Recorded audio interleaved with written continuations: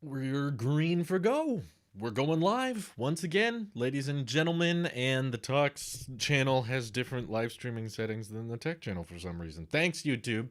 That makes a whole lot of sense.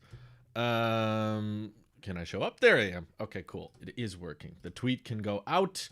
And yeah, hopefully I can make this somewhat of a regular thing. It's been a busy couple of weeks, but the good kind of busy, not the kind of like frantic busy where you feel like you can't keep up on anything. It just feels like efficiency to the max. That's what I'm going for this year. That's what I'm trying to do best I can.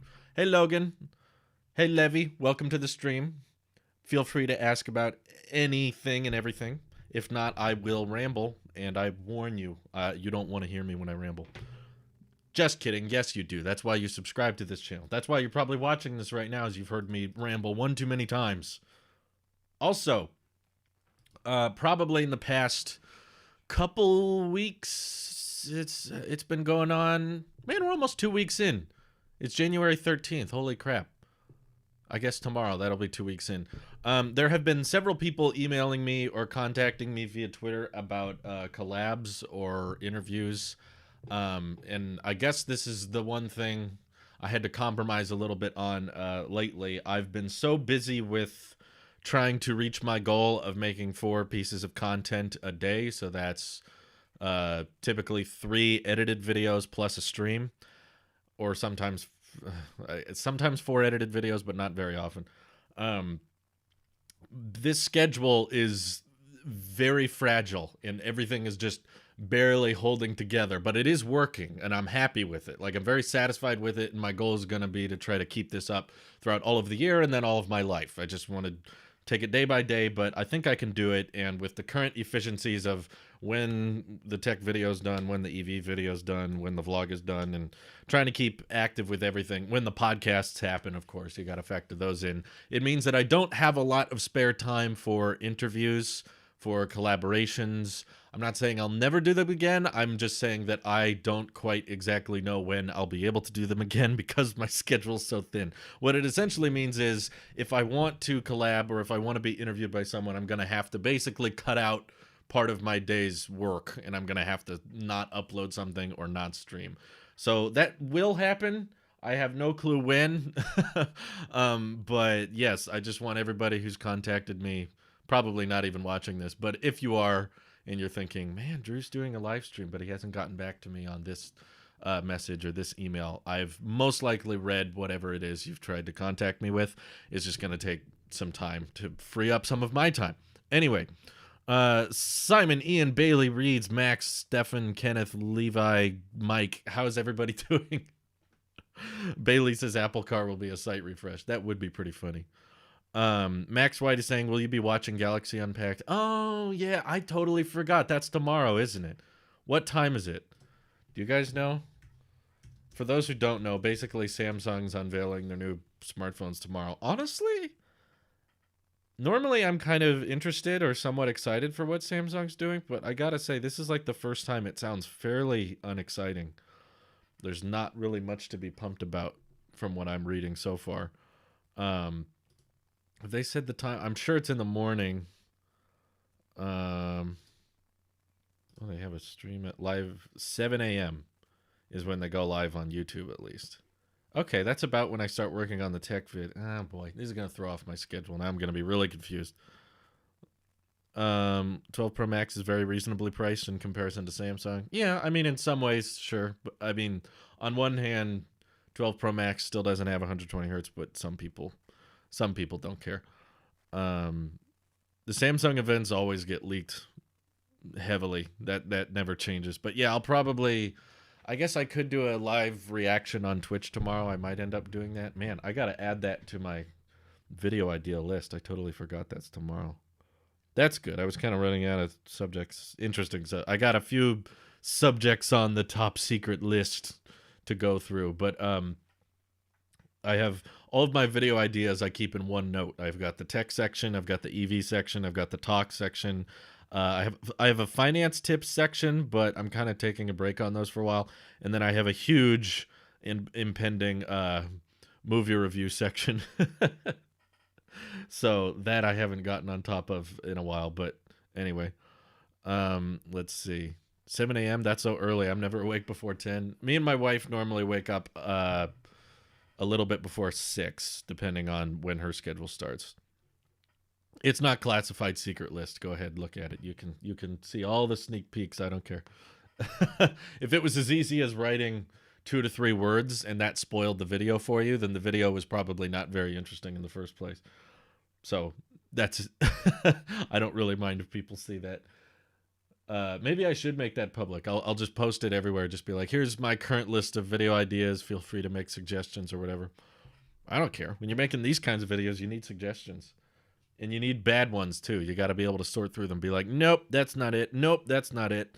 I do that myself. I write a bunch of videos down, video ideas down, and then 2 minutes later I'll be like, no, that's stupid. Or 2 months later, sometimes I'll have a video idea on the list for months at a time and be like, you know what? I've had that there for a long time and I've never gotten around to it. I think I should just get rid of it. Let's see. YouTube is now recommending a video of yours from 4 years ago. Really? 4 years ago. YouTube likes to recommend that old stuff. Which one is it? I would like to know, and why YouTube decided that one of everything. I have video ideas note 2. Mine is much shorter than yours. I don't have enough time for YouTube. Well, that's okay. No one has enough time for anything these days. That's just how life works. Let's see. Apple did an iMac SE. I don't know. They did Macintoshes SEs in the past, and they never really worked out. I don't think they'll diversify the Mac lineup that much. The video about why the name Tailosive, that's funny. That's a good one to recommend because it continuously stays relevant. There have been countless questions over the years of people asking what that name came from. So being able to continuously recommend that video years and years later, that makes sense. That's good, I guess. What are some of the movie reviews you plan to do? We got a lot of plans, don't we? Let me look here. Oh God, some of these are terrible. I think. I don't know. I've been trying to get away from just using the classic. I haven't done really any lately when it comes to movie reviews. I write them down so that if I ever do run into a moment when I have some free time and I don't want to do a talk stream like this, and I actually do have the time to make a movie review video, I have lots of things to choose from. So it's not exactly like I plan on 100% making each of these ideas.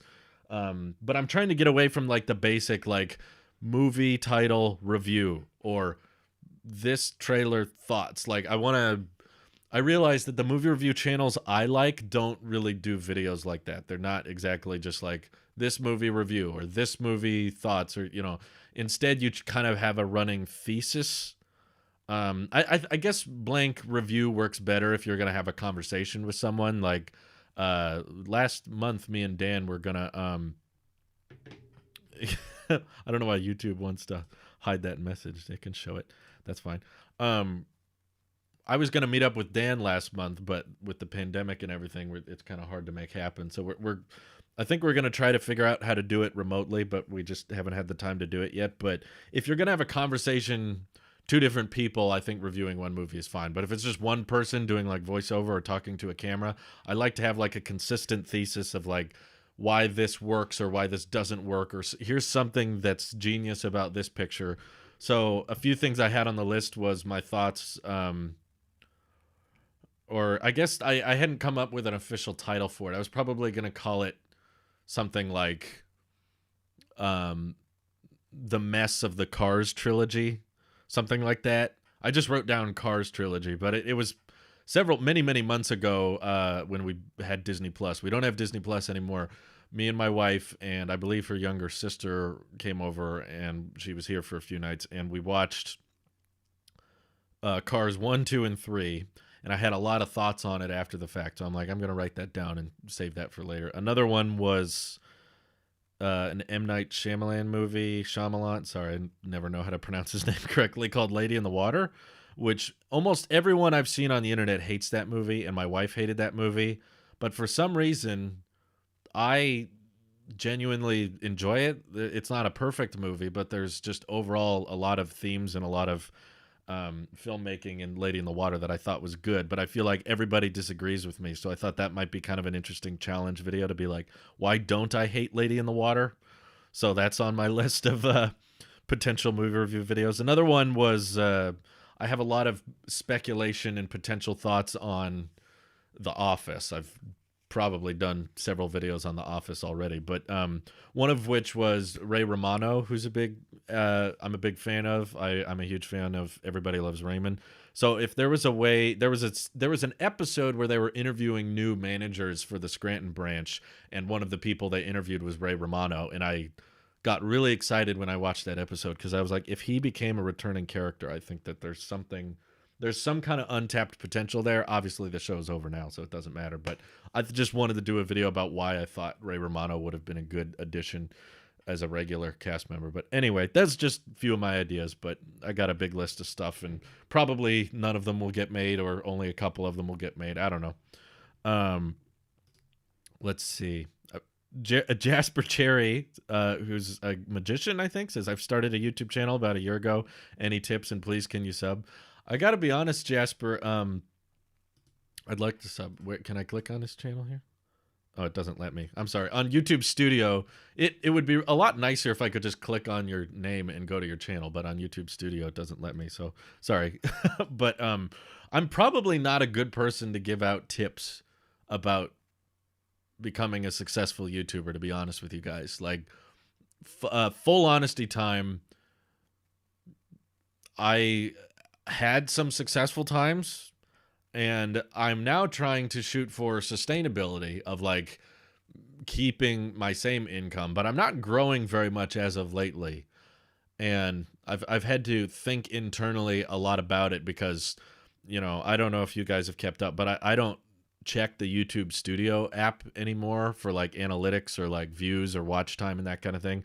And there's a lot of encouragement on YouTube's part whenever you go to YouTube Studio, whenever you want to upload something, they instantly want you to look at how your videos are doing, and if they're not doing better than your previous videos, then you're failing. Like, that's how YouTube sets up your videos, is they're like, oh, the 8 of 10, 7 of 10, or 1 of 10. So if you're getting really, really good views, they reward you and they put it at the top, and there's confetti and everything. They're like, hey, congrats, that you're doing great.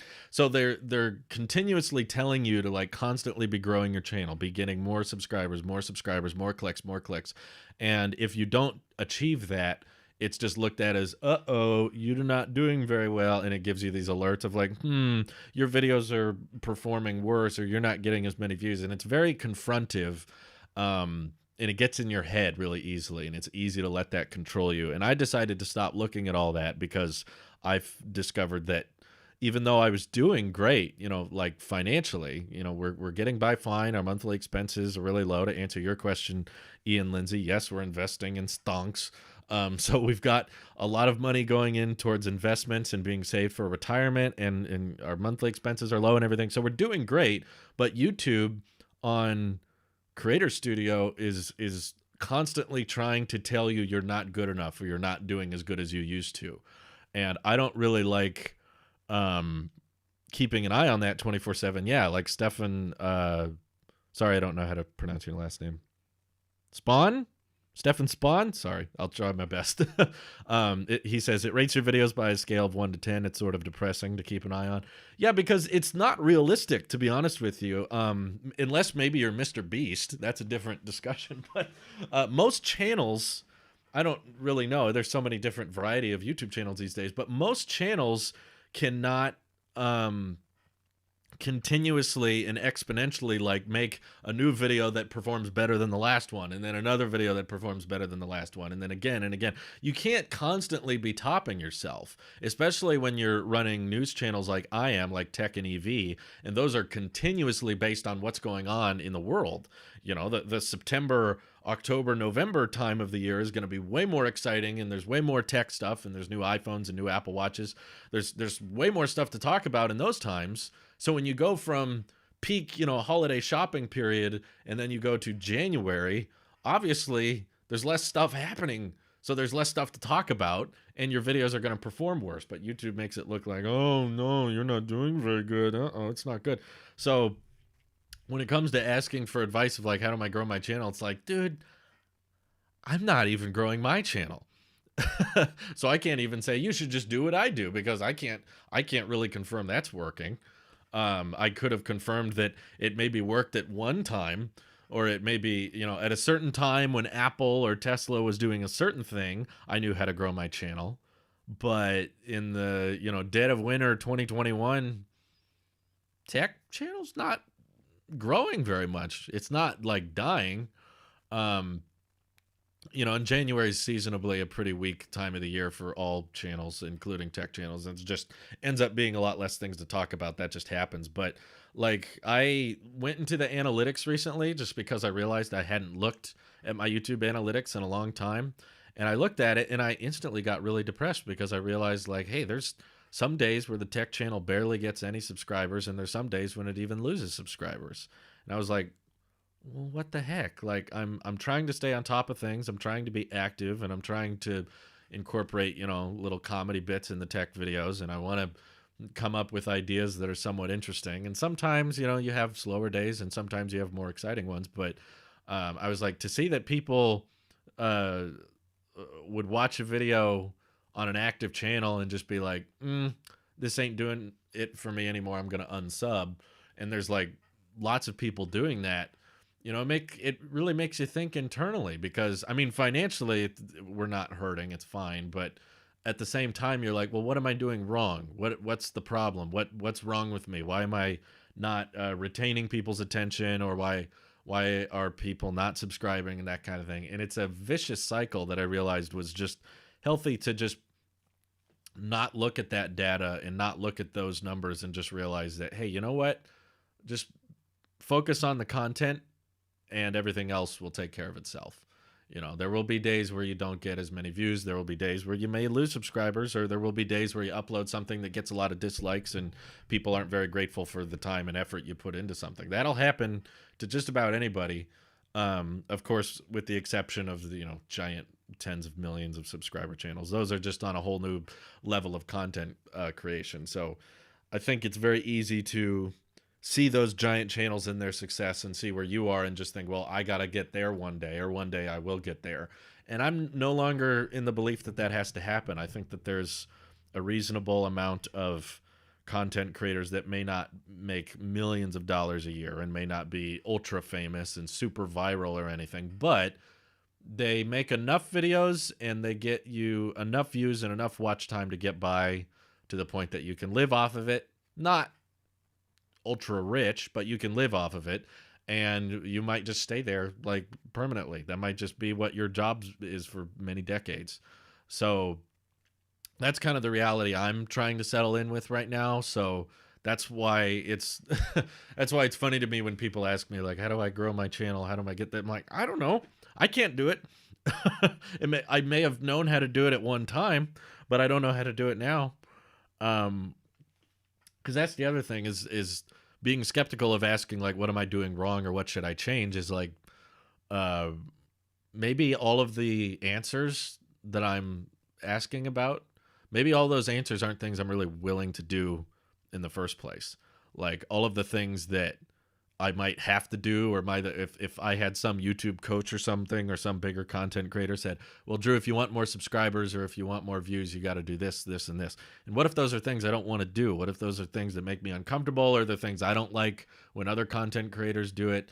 And then you have to really question yourself and think about priorities and values.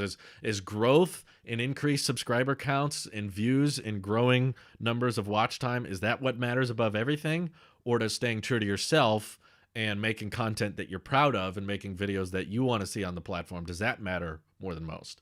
I think, ethically speaking, it's very easy to just assume, stay true to yourself, make what you want to make. But once you start seeing those numbers and Google keeps flashing them in front of your face, or you notice your revenue goes down, or you're not making as much as you used to, then it becomes very difficult for you to just kind of accept, this is who I am, this is what I should be making. It seems like an easy answer, but once the numbers start presenting themselves, it can get tough. It can be tough to choose that latter option. Marco.io, thank you for the super chat, says, as the saying goes, if you're at level 1, don't look at someone who's at level 30. I've never heard that saying, but yeah, I think it kind of applies here. But yeah, I think Kyle Frank is touching on kind of my thought process here. He says, if growing your channel means making you less happy with your job, it wouldn't make sense. I think I have to agree there. That's kind of the realization I've hit is there's probably many things I could do to grow the channel faster. And there's probably lots of things that would help me get more views and watch time. Um, and the truth is, I think I know what those things are because I see other channels do them and I don't want to do it. I know it involves being more clickbaity and it means being a bit more taunting or a pog face in the thumbnail, making all those YouTuber tricks and doing all the same old things that we've seen content creators do a million times. And it's like, well, this is what's proven to work, but does that make it the right decision? I don't know. It comes down to what you care about most and what you value most. So that's kind of where I am now, is I've just decided, you know what? Would I be happy if I was growing 10,000 subscribers a month, 20,000 subscribers a month, 100,000 subscribers a month, but I wasn't making what I cared about, or I wasn't making things I was proud of? Yeah, not really sure there. I don't think I would. I think making things I'm proud of or making things I believe in, that I'm like, this is the content I want to see, and these are, and even that's a difficult realization too, is figuring out that maybe the videos you want to make that you're passionate about, maybe those are not going to be successful. Maybe there's not a huge audience for that, or maybe there's at least a limited audience for that, and you have to figure out where that balance comes in of do I start doing things I don't feel like doing to get attention, or do I put up with less attention but it's things I feel passionate about? So in my current lifestyle, I'm very grateful and very honored that I'm able to keep expenses down. So it's okay if I don't get a bunch of views in a month, or it's okay if we have a slow news cycle, because I'll be okay. The lights will be on. I won't lose my house. I got it's all paid off and everything like that. So I'm glad. Let me say I'm glad in hindsight we kept the heater off and kept the bills as low as possible and budgeted everything, because if I was still spending the way I was back in 2018 with the big office and the huge electric bill and buying up everything all the time, if I was still spending like that now, I would be in probably a much scarier, riskier situation. And I'm glad I didn't. Danny says, I don't think it's a problem with you. I think it's just that tech, it's been happening itself, is getting boring. Yeah, I think that's a huge part of it too. I think we touched on it in the last Talos of Tech podcast. That was kind of how we ended the episode, was talking about sustainability of tech news and how long it's going to last. And I've kind of had the feeling in the back of my head for a while that it was going to get uninteresting and it was going to get slow and stale over time. And I guess I just didn't really expect it to hit this soon. Like, I wasn't expecting that we would run out of subjects and the tech community would kind of get bored and kind of done with everything this early. And it's not all on the tech news, it's a fair criticism if, you've watched Talos of Tech for years and you're watching the daily uploads and you're just like, you know what, these aren't that interesting anymore. I kind of get it. He's the Apple sheep, but he still criticizes Apple and he doesn't like Android, and it gets old. So I totally get that, because there's all kinds of channels I've watched for years, and sometimes I get tired of them doing their same old shtick, and then I want to move on and try something else. So I get that, but at the same time, a lot of the growth and a lot of the channel success came from there being exciting developments in Apple or in Android or in the tech consumer world as a whole. And when that starts stagnating and that stops becoming interesting to the masses, you're going to lose a lot of people. And then it falls on the content creators to either make news entertaining somehow, or sadly, as we've seen some channels do, kind of make news out of nothing. That they can kind of pretend things are confirmed or pretend leaks are a definite, like, real thing, even if they're not, and basically treat any leak as fact, which I don't really like doing, but it most likely would help the channel if you every Apple patent out there and every slight rumor you've heard of been like, this is confirmed. Oh my God, this is what it means. It's coming out next month. That's what a lot of people could do, but I couldn't be real about that because I would be lying if I was making videos like that. And I don't want to be dishonest with my content. Everything I make, I want to be like, this is what I believe, this is how I think, this is how I feel. And I just got comments today about it. People were just like, man, I miss it when Drew would rant about this, or rant about the Pixel phone, or rant about the Pixel Chromebook and stuff. I'm like, well, we did that, but they got to do more stuff for us to rant about it. Like, I can't just rant about nothing, right? Like, if there's a company that does something that I think is stupid or that I think is rant worthy, I will do it. Just like the what's it called? Surface Duo. When that came out, I was so mind boggled. Like, why does this exist? How is it $1,400? How could this even exist? So I did my big whole rant on it. And people are just like, well, but it's not Pixel. So it's like, do you just repeat what you've already done and just keep doing the same comedy, just keep doing the same jokes over and over and over again? Because you can still go back and watch those rants if that's what you want. But the truth is, what made those rants possible was bad decision making and weird choices by Microsoft or by Google. And if they're not making those weird and rant worthy decisions, there's not going to be rants. So it is heavily based on what the tech field is doing, how tech news is behaving. So if there's nothing to rant about, there's not going to be rants. And I could try to rant about things that aren't really rant worthy, but I don't think they would be. I don't think they would be as interesting. I don't think they would be as entertaining because my opinions and my viewpoints wouldn't be as convincing. They would be like, what? He's ranting about what now? I don't get it. It doesn't feel genuine, and I think that the audience would pick up on that. Anyway, yes, this is live. I can see your messages, Niam. Frank Calvo wrote something here. He says, I think the ideal job is doing something you love, something you're good at, and something that pays a living. Then find the thing that combines the three sides. Personally, I think you have achieved that. Thank you, Frank. Yeah, I agree, and that's why I'm trying not to be pessimistic about my situation. I'm trying to be grateful and thankful, and I think I am. I'm saying it like I'm not. It's true. I'm very happy, and there was just probably a phase last week where I think it was last week. Yeah, I just started opening the analytics, and I was like, ooh, YouTube is really pessimistic. YouTube is really telling me all these bad things, and I guess I had never really seen the tech channel like lose subscribers before, like several days in a row. I don't remember how many. I think it was just 2 or 3 days in a row, but it was losing like 10 or 15 subs. And I could understand that if I was uploading like controversial, what did I just say? Controversial videos that like ticked people off intentionally, because I would do that sometimes, and I would expect people to unsubscribe from those. But the weird thing was they were dropping on days where it wasn't really controversial videos, and they were videos that were getting fairly high, good feedback, high like ratio, which I guess was like a bit more concerning, because it was like, okay, so people don't hate the content.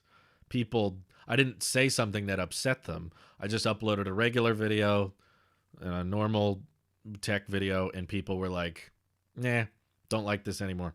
So you're wondering, like, well, is this just the beginning? Is this going to get worse? Is it going to keep going worse and worse and worse and worse?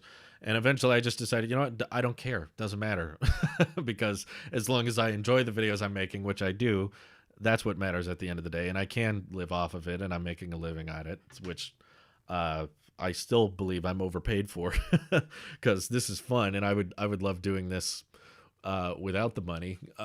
So yeah, I just focusing on what matters most. So yeah.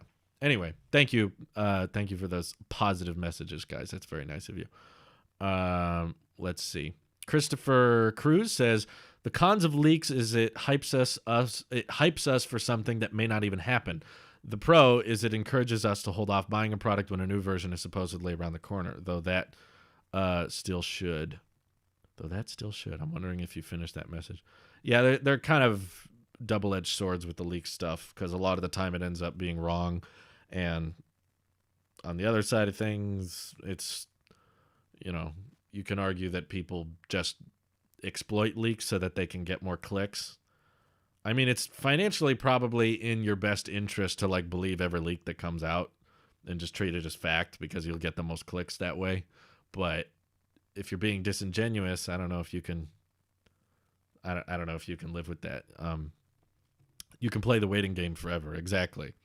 And someone else, tough luck. Someone's always going to be growing faster than you, right? Like no matter how fast or how slow your channel grows, you're probably not going to be the fastest on the site. Someone's going to be beating you. Someone's going to have more subs.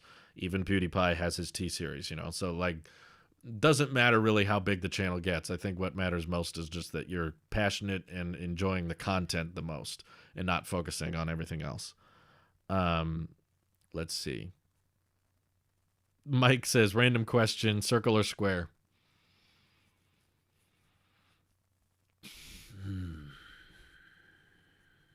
Circle.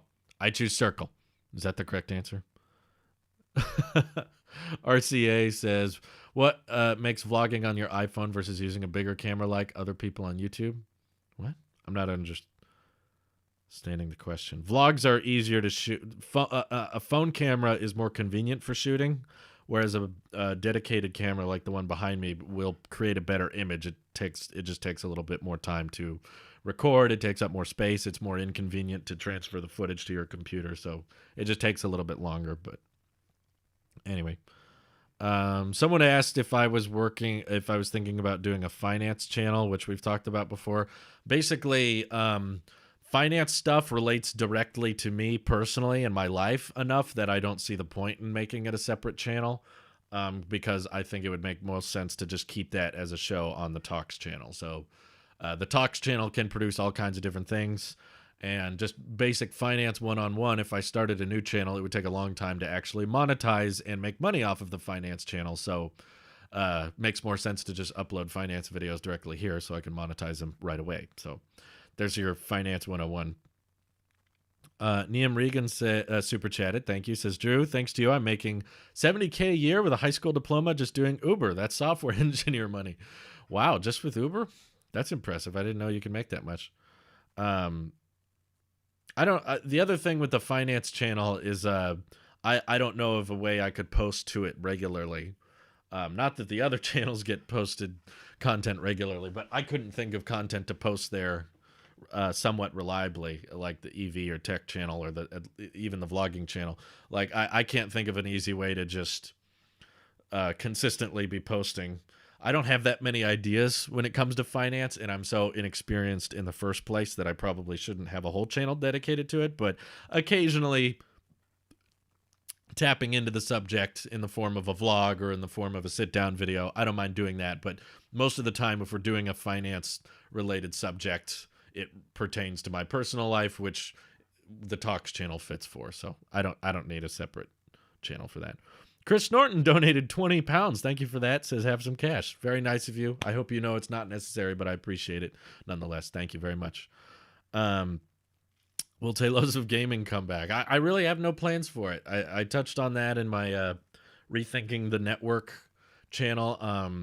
Important thing to remember about gaming and all the other channels is that they were all, like tech, gaming, movie reviews, music, they were all made at the exact same time. They were all like one night, I think it was early January 2014, I think. I was just like, you know what? I'm going to start making videos outside of, action scenes and comedy skits. So I'm going to start all kinds of channels. So I just did tech and gaming and, the whole network. Talks came a little bit later, actually. I thought of that at a different time. But tech and gaming were made at the same time. And for a long time, they had pretty equal amount of attention to them. So I was making tech videos and making gaming videos. And tech obviously took off and did pretty well. And that's probably why you're all watching this, is because of the tech channel. And gaming, no matter how many different things we tried, it never really found its audience. It never really found its mark. And I don't think it's impossible for it to find a demographic or an audience that could like it, but I think that it would just take too much time, and it's not something, it's a very saturated one. There's so many different gaming communities, and there's so many different markets of people who play games on the internet, or people who talk about games, or just people who talk about gaming hardware, or speculate on gaming news and that kind of thing. It's a very, very saturated market. And if you're not 100% fully committed to it, producing as much content or as great as content as you can, whether you're live streaming, whether you're editing gameplay, or whether you're editing game reviews. And if you're reviewing games, you really need to spend a lot of time with them. So that's why, because I'm not able to really devote all of my time to gaming, I don't think it can work out. So I really have no plans for it. I have no clue what's going to happen of it. I won't delete it or anything, but I'm just telling you now, I have no clue. I don't have really anything to play games on, to be honest with you. And I barely play games in my daily life anyway, because most of my time is spent with tech, EV, vlogging, and I'm passionate about those and I enjoy those. I love talking about them, and I don't really have a bunch of spare time to play games anyway, let alone document playing games and let alone streaming them. So yeah, we tried everything I could do with gaming and never really found a good fit for it. So yeah, I don't know. I probably going to be a dead channel for a long time. I would advise and tell you to expect that. Sam Hawk says, I'm taking a trip to Best Buy today to pick up some cables. I'm thinking about the 16-inch MacBook Pro. Is it safe to buy right now? How long do you plan on using it, Sam? Because they're very likely going to refresh it with Apple Silicon later this year, and it's going to be much faster for the price. So I would say if you can hold off, please hold off. Don't buy any Mac with Intel right now if you don't have to. But yeah, I would say wait if you can. If you can't wait, okay, it's probably going to be fine. But yeah, it's tough. Let's see. Would you say gaming is more saturated genre than tech here on YouTube? Yeah. Yeah, I think it is. I know probably 4 or 5 people in my personal life that have tried to make gaming channels. I don't know that many people in my personal life that have tried to make tech channels, though. I know that's very anecdotal and that just relates to me, but just think about you guys in your personal life. How many people do you know that have tried to do gaming content, or tried to do like, oh, I'm going to have a gaming channel, or I'm going to stream my games, but they don't realize how complicated and how difficult it is to break into. Gaming has a lower bar of entry compared to tech. That's probably true. Unreal Productions, that's true. Like you can basically just download a free program and start streaming a game that you like to play and be like, cool, I have a gaming channel now. Requires fairly little effort. Whereas a tech channel, you have to do a little bit more work. Whereas like they have streaming software caked into like consoles these days. So like anybody with a console can just be like, yeah, I'm going to be a gaming channel now. So that makes it very competitive, and it makes it difficult to, reach those milestones. Sam asks, about what time frame do you expect the refresh? It could be as soon as June, but probably as late as October. My guess would be the latest, but it could be like June. If we're really lucky, maybe March. Janae says, are you planning on buying EV soon? Not really. It's just not. It's so hard to justify, is the truth. Anytime I daydream or thinking about what if we bought an EV, or what if we bought a Tesla right now, it's just become so pointless because we hardly drive our car currently. It'll just sit there for weeks, and we're working from home, and it's really difficult to justify a purchase that much, especially when you know that EVs are only going to get cheaper in time and better. So knowing that Tesla's working on cheaper electric vehicles and longer range electric vehicles that'll come out, the EV market is going to be so much more compelling 5 to 10 years from now, that buying one now so that I can sit in my garage and I can make, 5 to 10 videos about it and be like, cool, delivery day, here are my thoughts on driving, here's my review. It's like so many people are already doing that anyway. Like I just don't think I don't think it would make that big a difference, and it would cost me a lot of money. So I can't justify it, is the main thing. Let's see. I know many people to push gaming on their channel, but they've all eventually stopped uploading. Yeah, I know that too. It's a difficult market, and I think that people who have made it in the gaming community, people who have reached a level of success where they can post content regularly about gaming, it looks so easy. That's the thing. You can look at some, and that kind of applies to any YouTuber really, but you can look at what Mr. Beast does, or you can look at any successful gaming channel and be like, wait, so they just play video games and record it and upload it, and then they get paid for that? I could do that. I could do that. That's what I've seen probably the most in the YouTube space out of people, as I'm coming up on 4 years now of being a full-time YouTuber. And I've interacted with so many people that when I tell them about my job or when I tell them about what I do for a living, their instant reaction is just like, huh, I could do that. Which they probably don't realize comes across as a little bit degrading, but I would say it kind of does. And I say that because I think there's a lot of content creators that people oversimplify in their heads how easy their job is. They're just like, oh, they just unbox things, or oh, they just try phones for a living and that's their job. I could do that. That's like so many people's reactions for content creators are just like, oh, what you do for a living, you know, all that years of work and all that time you put into it, that's really easy. That's really unimpressive because anyone could do that. It feels like that's what a lot of people's reaction is. Wow, how unimpressive. It's like you don't realize the complexities. You don't realize the challenges that are put in there and getting discovered and maintaining an audience and making content that's interesting to people. But from the outsider's perspective, it's just like, oh, no problem. Anyone could do that. That's not hard. But then they can't, you know, they don't do that because they've either got a degree in something or they've already got a job or whatever. But it's more difficult than people realize, I think. Let's see. Maybe more government incentives will help them grow.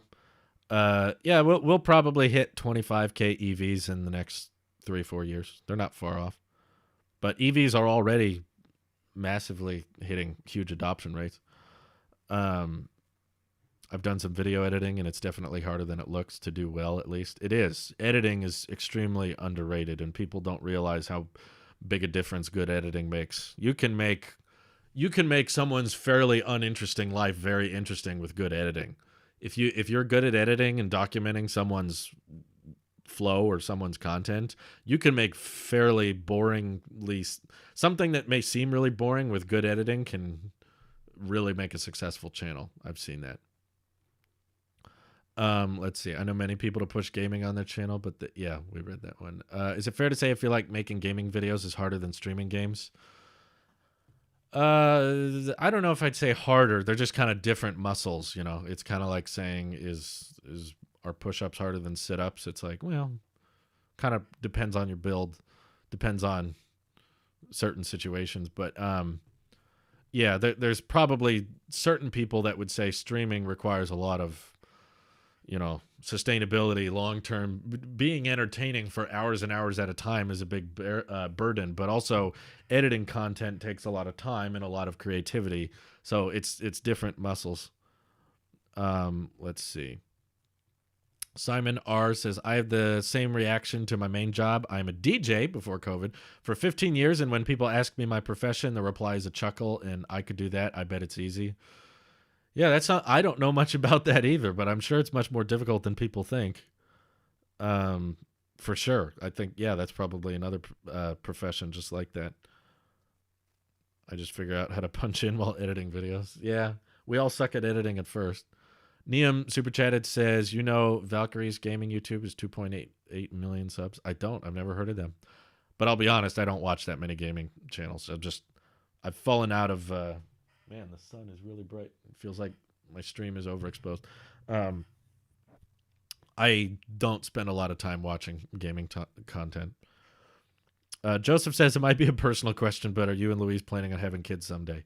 Yeah, we really don't know. I mean, on some days it's like, oh yeah, we'd love to have kids. And other days we're just like, man, imagine if we never had kids. Think of all the spare time we would have, you know. It depends, you know. If you watch a little video of a kid doing something cute, and you know that's when your heart gets warm and you're like, oh, I want to be a parent, I want to be a kid, you know, I want to raise kids someday, I can't wait to see what our kids are like. And then you see other videos of kids screaming and crying, or you know, you visit someone's house and the baby's crying and you got to change their diaper and their schedules are packed all the time because your life revolves around them. And when you see that, you're like, ooh, let's never have kids. So for us, it's kind of back and forth depending on when you ask us, but there's no like immediate decision being made. If we do have kids, we don't want to really have them right now. Definitely want to wait until we're a bit older. We're still pretty young. Let's see. Have you decided what to do after you leave Google Photos? I personally invested in a Synology NAS and is one of the best things I've purchased in a long time. I think I'm just gonna buy external hard drives. I don't want to invest too much money. When I told people I didn't want to use Google Photos anymore, they were just like, "Oh yeah, buy this $1,000 setup that'll let you store files." I'm like, I'm not willing to drop all the money. I want to try to figure out how can I get the most amount of storage for the lowest possible price, because what we're competing with here with Google Photos is free. So if it costs more than free, I'm not terribly interested. I know every alternative to Google Photos is going to cost something. So I'm comparing in different numbers of subscription services in cloud because I like the convenience of being able to access my photos whenever I need to off my phone. But sounds like that's not going to be an option. So most likely I'm going to end up just buying external hard drives and offloading all the data onto them when I need to.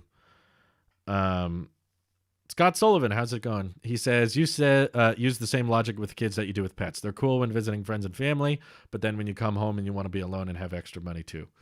Yeah, I think there's definitely a little carryover there. I mean, the thing is, I'm not too worried about kids after the infant level. Having a kid that goes to school and does their homework, and obviously you got to raise them and you got to feed them and you got to provide for them. It's not like a financial thing I'm worried about, really. I'm pretty confident, like money wise, we would be okay. We could both work. We could provide health care and everything for our kid, and we would have enough money for food and all that. That's not what I'm worried about. It's more just like the time thing that I know, a baby takes up a lot of time and you're going to lose a lot of sleep over it. But a baby will eventually grow older and become more and more self-sufficient as they age, whereas a pet doesn't really do that. A pet is going to be you got to watch it. You can't just leave it all by itself. Some pets you can, but you got to feed them and take care of them, and you got to clean their poop, and it's going to be very difficult to make a pet potty trained. It's a lot more rare.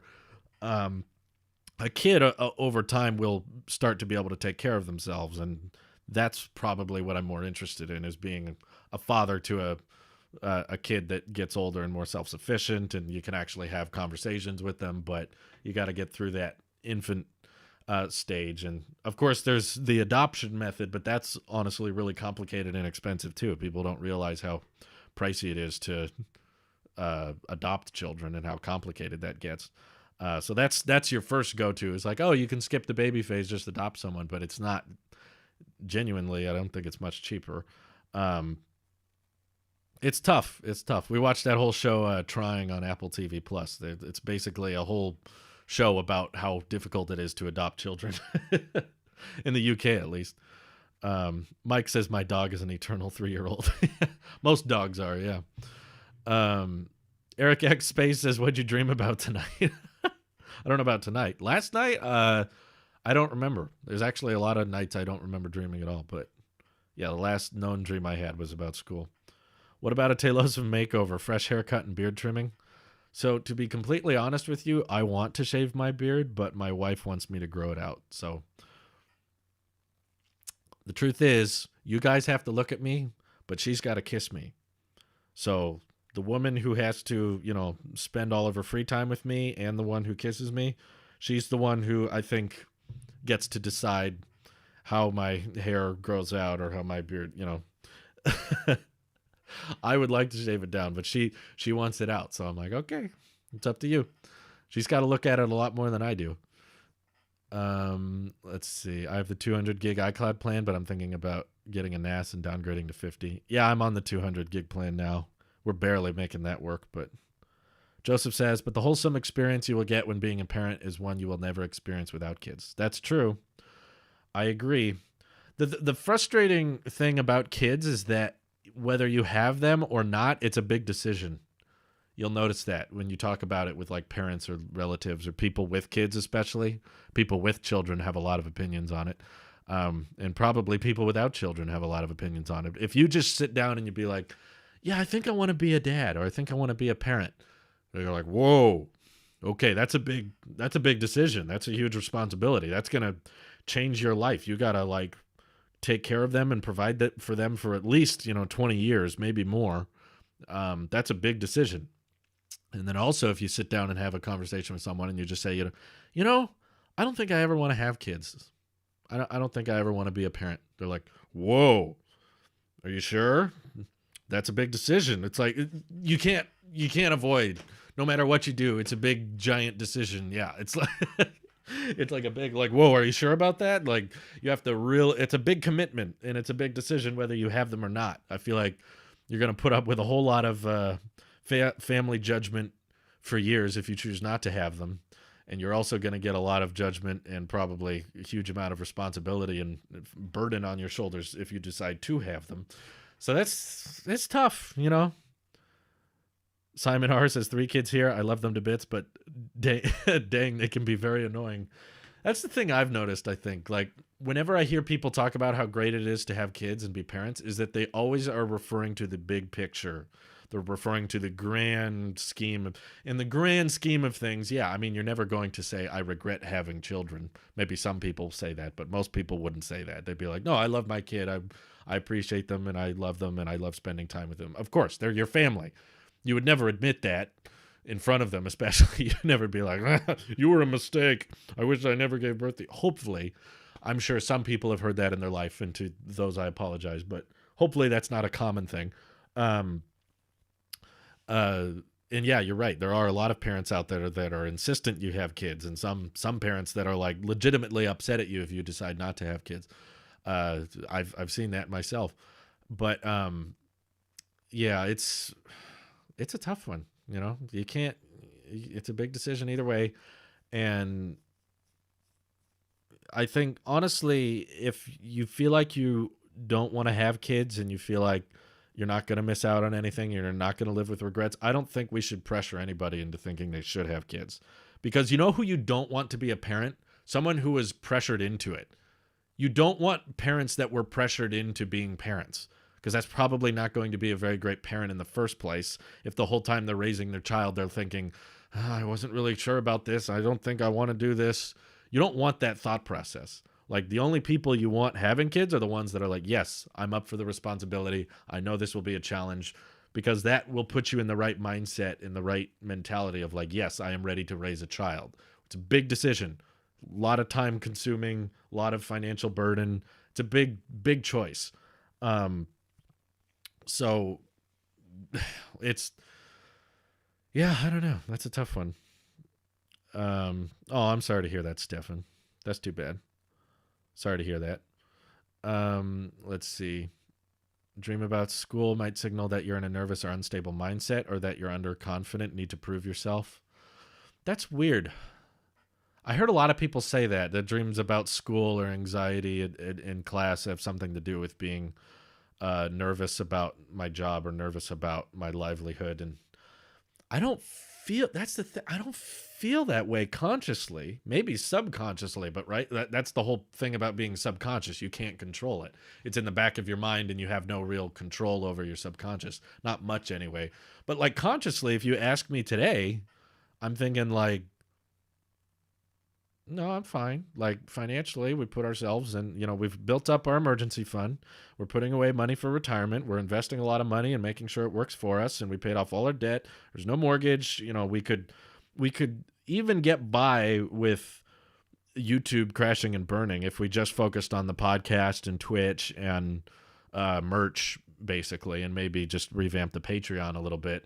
I could, even if YouTube crashed and burned, I could still pay the bills and get by as a full-time content creator. So like logically looking at my work life and looking at our finances, I'm like, I don't think I should be worried about everything crashing and burning or failing or having to go back to school. I can't think of a single scenario in which I would have to go back to school. But yeah, maybe that's a good theory. He says your brain was probably nervous and angsty when you were in school, so whenever you get those feelings again, your brain links the two together. I think I think that's what it is. I think you might be onto something there. 69 viewers. Nice.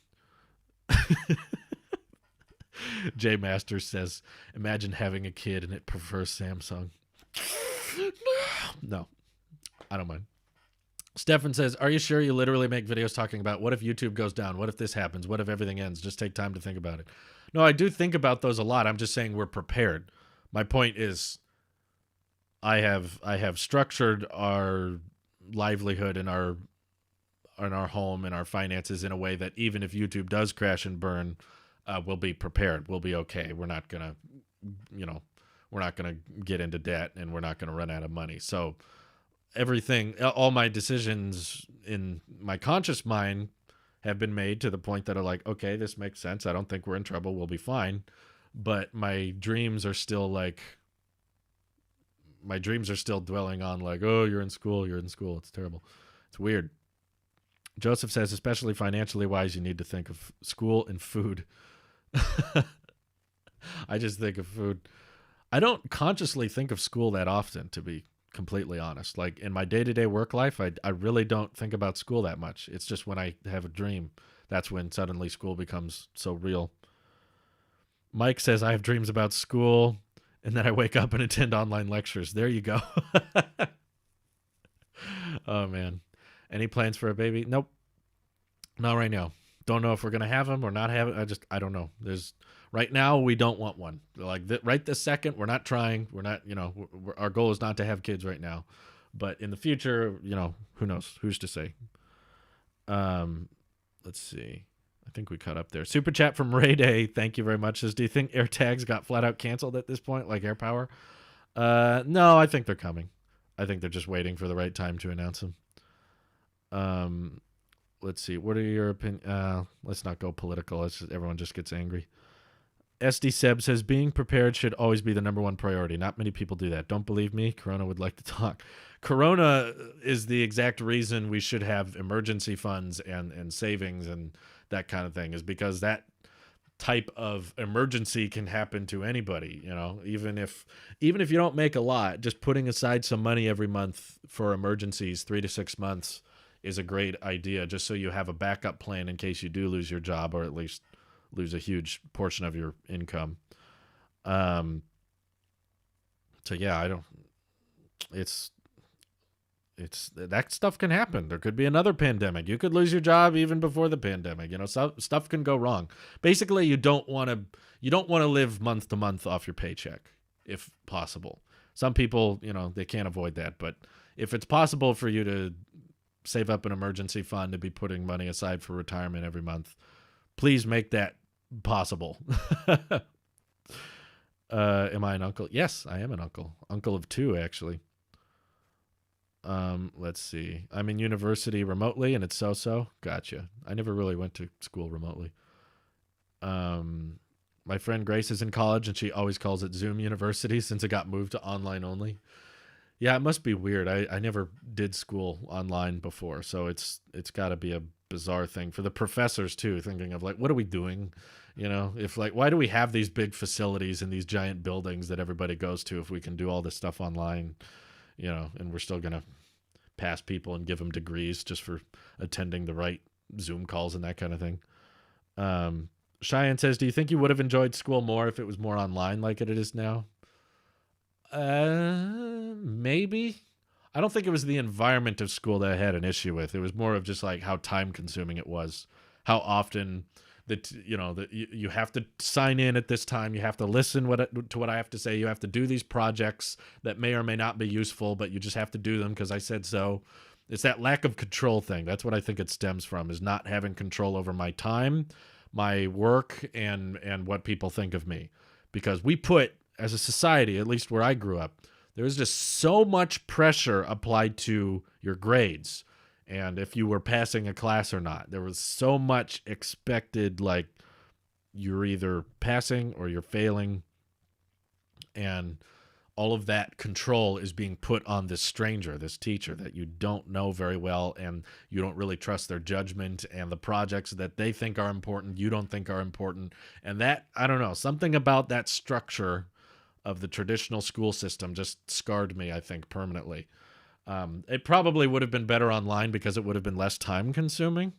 That was one of the reasons I did College Connections, is because they said that you could be done with school by noon every day.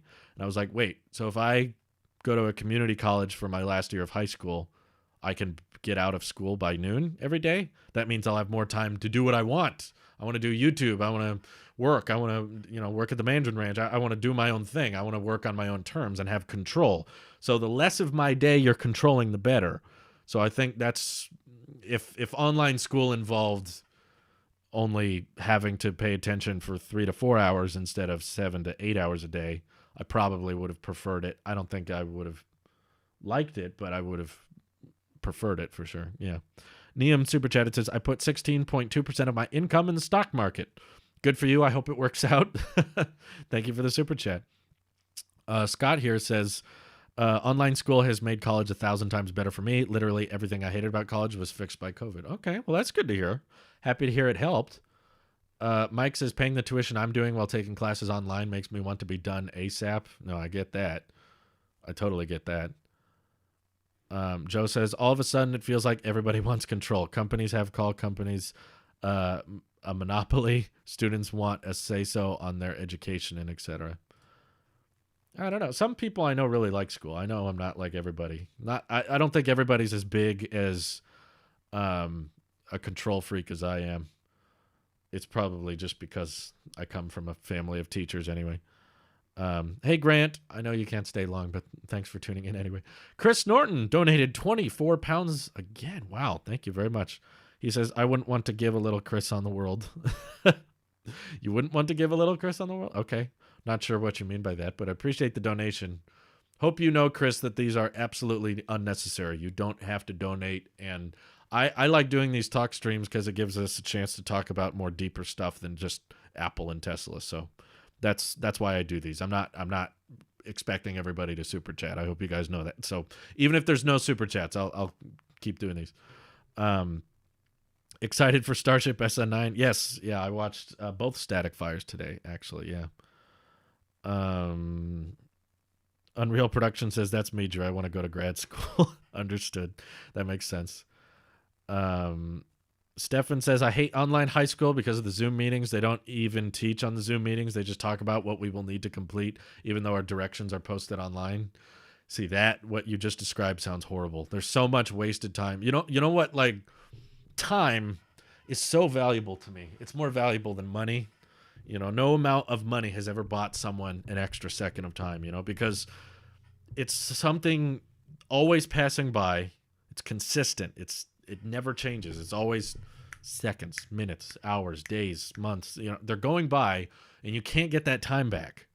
You can only make good use of it. So, like, yeah, you can hire people, and that might free up some of your time, but that's not buying more time. It's still the same amount of time. And, one day we're all going to die. It's truth. So I think that knowledge and that idea of just time is always ticking and every heartbeat is closer to your last heartbeat and you pass your death day every year. Those thoughts in my head is what makes me edit the way I do. It's what makes me want to create content in a timely fashion and upload it and be done with it, and also want to cut out as much fluff in the videos as possible. I don't even want to show half a second of me taking a breath in a tech or EV video because that's a waste of time. And if I can save you guys that time, that means that you can get the same amount of content, the same amount of interest from me without having to lose that time. So that's why I don't do sponsorships, is because it involves wasted time for me editing in a sponsored ad read, or it involves you guys sitting through something that you didn't click for. So I think school was like the polar opposite of that, because it felt like we were spending so much time on things that didn't matter that I wasn't going to end up using. And I was like, all of this is going to become pointless. And yet I'm wasting so much time, and my teacher is taking up this much time in my day. So I think that's why I have so much fear of it, is it's just like, we've all got one shot at this life, right? This is it. So I do not want to spend it doing crossword puzzles and word searches, which is what so much of my Spanish class was, and writing essays that one person is going to read and tell me that it sounds awkward, and then no one will ever read it again. That's what so many of the essays we did in school, or doing math tests with math on them that we're never going to use. That's like, it just got me so angry just thinking about it. And that's like 5 years ago now, and it still haunts me to this day. It's still in my subconscious. Teachers oftentimes just trying to fill time. They're just like, we're just going to talk about this random thing, or I just found this random TED talk. We're just going to watch this now because I need to fill up the hour so that I can justify my paycheck. Ugh. Hey, DJ Thornton, how are you doing? I haven't heard from you in a while. Thank you for the super chat. He said, bought all my Tesla shares at $250 pre-split. Now I have 70 shares at current price. So I've paid 75% of my car from unrealized gains. Wow, that's amazing. Don't sell them, DJ. I mean, I'm not giving financial advice. This is all my opinion. I'm an idiot. Don't trust me. But I would personally suggest just hold on. Just hold on to them, because if you're lucky, I think if you hold on to them for another 4 or 5 years, who knows? Maybe with those unrealized gains, you'll be able to buy a whole second Tesla with that. Do you or Louise have any student debt? Nope. Me and Louise never went into any kind of debt for college. We only went to a community college briefly, and then we both dropped out. Have you ever read books on an iPad? Yes, not recently, but I have. What are your tips on using time to your advantage? Oof. Man, I'm probably a terrible person to ask for that. But, I mean, I would just say try to figure out what you're spending time on that doesn't really matter. It's okay to have relaxing time. You know, there's time where me and my wife just do nothing and watch TV. That happens. But figure out where a lot of your time is going that isn't going to impact probably this. You guys are watching YouTube right now. Stop it. Turn me off right now. I'm going to end the stream, actually. I am actually. In a couple minutes, I'm going to wrap up. But there's a vlog going up in 2 minutes, so stay tuned for that. Yeah, I don't know. Just try to figure out where there's time being spent that you don't really enjoy that much. And for me, that was like playing games and stuff, because I could easily burn an afternoon playing Minecraft or playing Fortnite or playing some game and then realize after the fact, I'm probably never going to remember that I played games today. That was just a waste. I had some entertaining time, but I don't know. Little quick TV shows are probably better, little 20-minute episodes of something. Imagine if instead of someone buying a Tesla last year, they invested that money they were going to spend on the Tesla into Tesla stock. Oh, yeah, I've seen all those math, especially people who reserved the Roadster Founders Series. Oh, have you guys seen that math? If you bought Tesla stock instead of a Tesla Roadster reservation back at the end of 2017, to get the Founder Series, it was $250,000. You had to put down $250,000 to get a reservation. If you would have just put that into Tesla stock, I can't remember the math, but I think it was something like you would have over $3 million today, and still no Roadster. But even people who reserve the Roadster don't have one. So yeah, it's not even out. Like you could have bought like 5 or 6 Tesla Roadsters.